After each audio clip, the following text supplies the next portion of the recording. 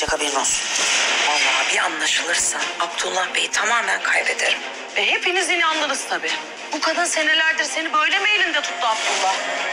Benimle aynı havayı soluyorsun Şükret. Pembe Hanım, siz neden sinirinizi benden çıkarıyorsunuz? Hayatımıza girmiş bütün metresan senin yüzünden girmiş olduğu için olabilir mi Doğa?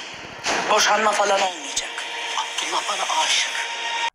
Arkadaşlar merhabalar, kanalıma hoş geldiniz. Bugün Kızılcık Şerbeti'nin yeni bölümü vardı. Fragmanı hemen yeni bölüm bittikten sonra yeni fragmanı sizinle paylaşmaya başladık arkadaşlar. Evet, Kızılcık Şerbeti bir hafta sonrasında bugün Cuma ve bugün yeni bölümü bizimle beraberdi. Arkadaşlar bugün severek izlediğiniz dizi Kızılcık Şerbeti nasıldı? Beğendiniz mi? Daha da böyle sizi bağlayabildim arkadaşlar. Hemen bunları yeni bölüm için yorumları bekliyorum. Kanalımıza abone olmanızı rica ediyorum.